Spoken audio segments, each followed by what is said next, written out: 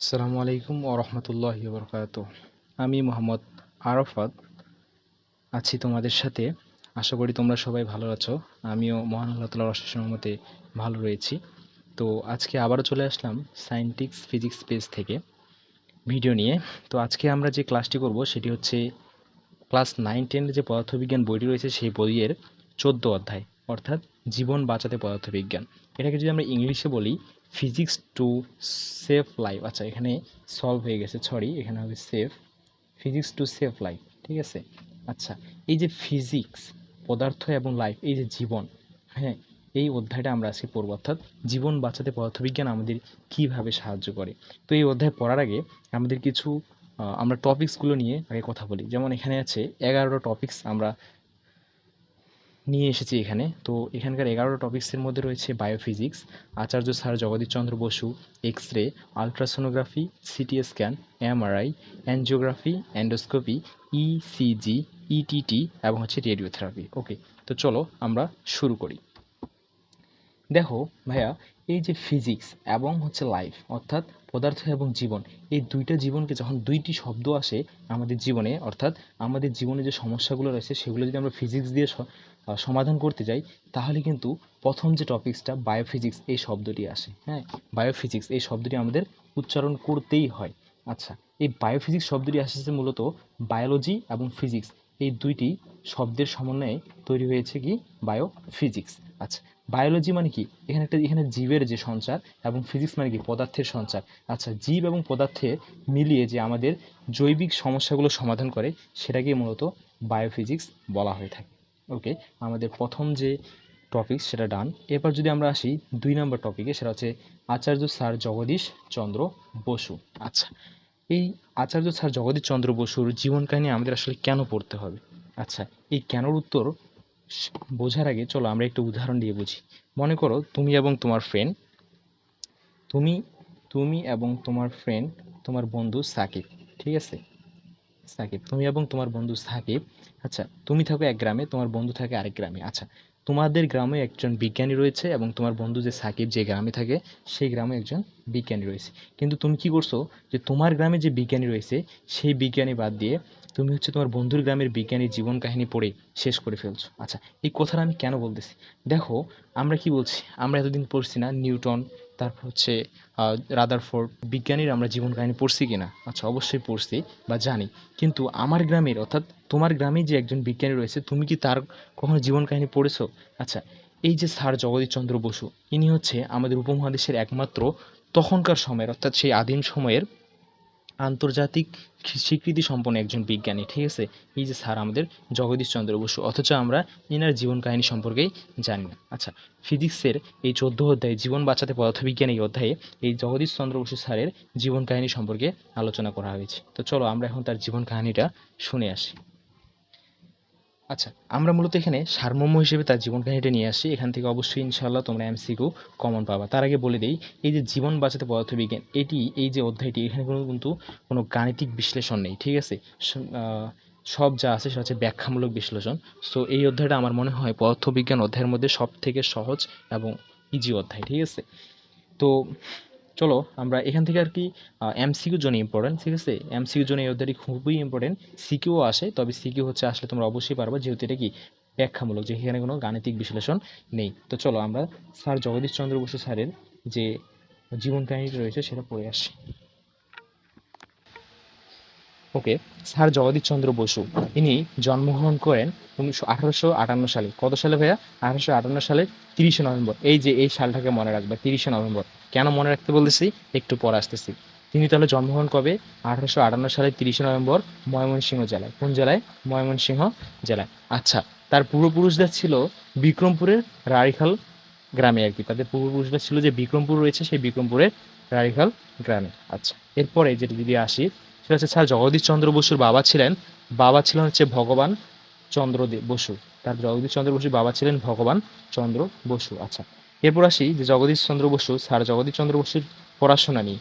তিনি শৈশবকালে পড়াশোনা করেছেন ফরিদপুর গ্রামীণ যে বিদ্যালয় রয়েছে সেখানে। এরপর তিনি কলকাতায় Hare and Saint Xavier school ও কলেজ থেকে এইচএসসি পাস করেন। কি পাস করেন? এইচএসসি পাস করেন। এরপর তিনি বিএসসি করার জন্য লন্ডনে যে ক্যামব্রিজ যে বিখ্যাত বিশ্ববিদ্যালয় রয়েছে সেখানে যান। ঠিক আছে, লন্ডনের ক্যামব্রিজ বিশ্ববিদ্যালয় থেকে তিনি পদার্থবিজ্ঞান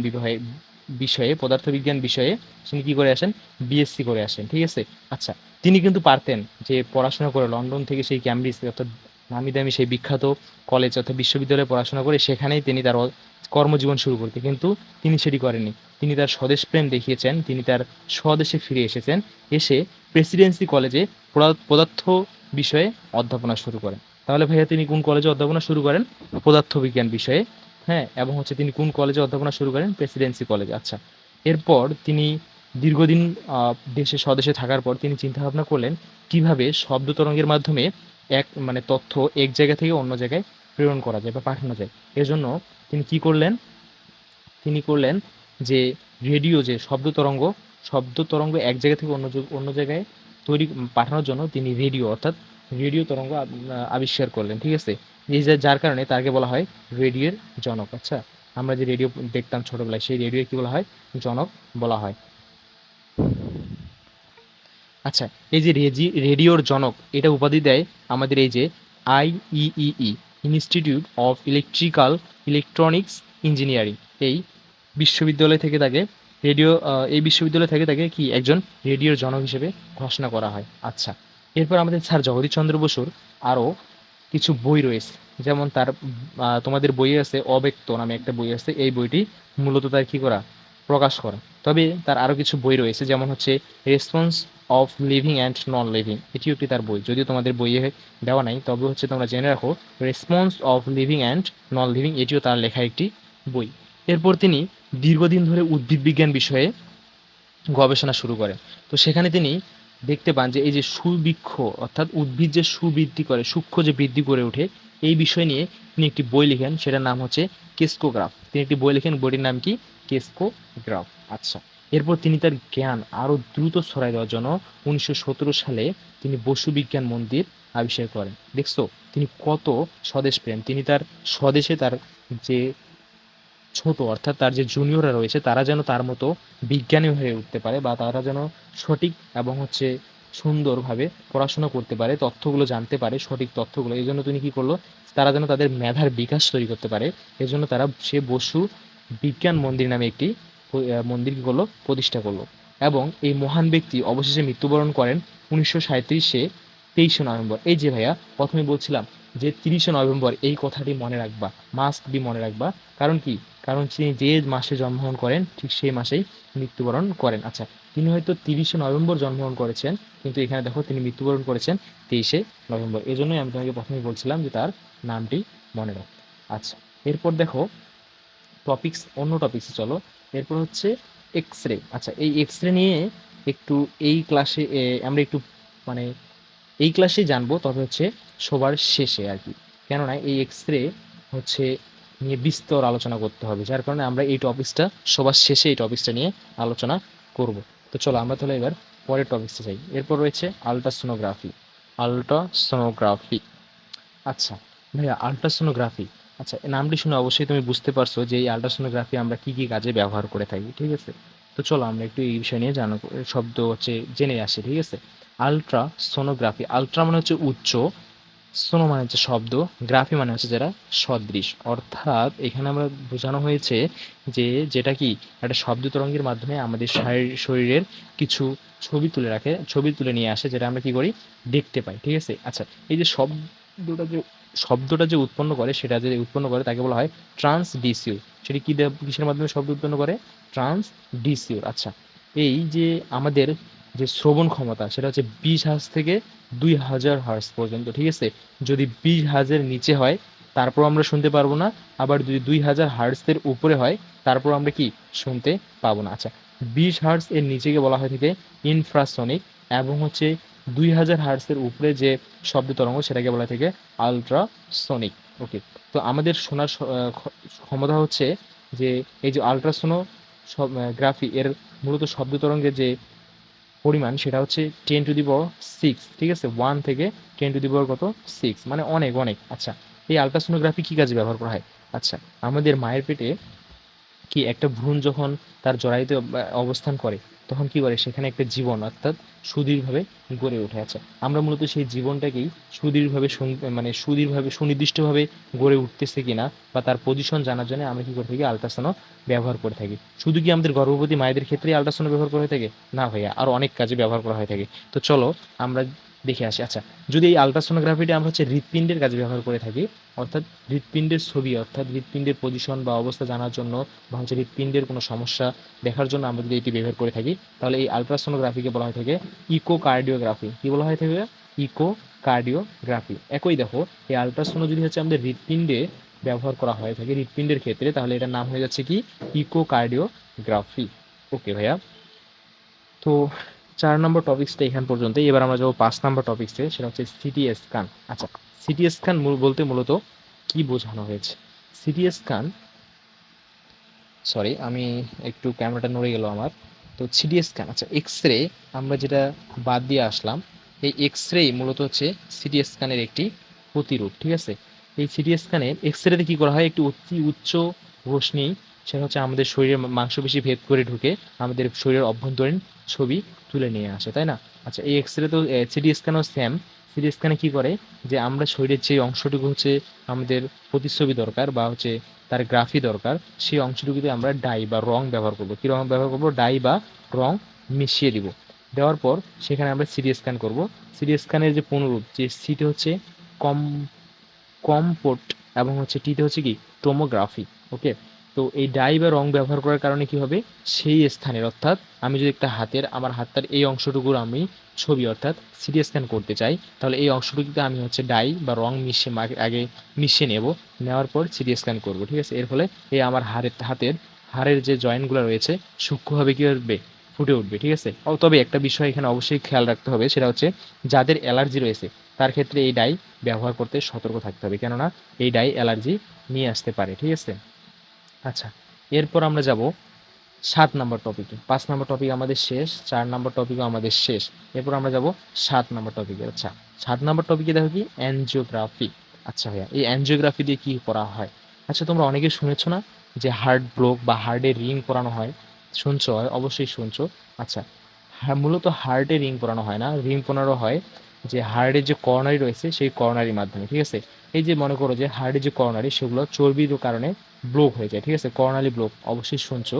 তো এই অ্যানজিওগ্রাফি এই করোনারির ভিতরে প্রবেশ করানো হয়। ঠিক আছে, এই অ্যানজিওগ্রাফির মাথায় রিং থাকে, প্লাস এই যে চর্বিকে ফাঁকা করার জন্য কিছু অংশ থাকে, ঠিক আছে, যেটা অ্যানজিওগ্রাফির ভিতরে ঢুকে চর্বিটাকে ঠিক এইভাবে ফাঁকা করে এই রিংটা এখানে বসিয়ে দিয়ে দেয়। ঠিক আছে, এই করোনারির মাধ্যমে এইভাবে রিংটা বসাই দিয়ে দেয়। ঠিক আছে, দিয়ে হার্ট ওপেন করে দেয়, অর্থাৎ করোনারি ব্লকটাকে কী করে দেয়, খুলে দেয়, মানে ওপেন করে দেয়। ঠিক আছে, যার ফলে রক্ত চলাচল সচল হয়, আগের মতো হয়ে থাকে। ঠিক আছে, তো এই অ্যানজিওগ্রাফির মাধ্যমে আমাদের কি করা হয়, হার্টের রিং পরানো হয় বা করোনারি ব্লকে করোনারিতে কি করানো হয়, রিং বসানো হয়।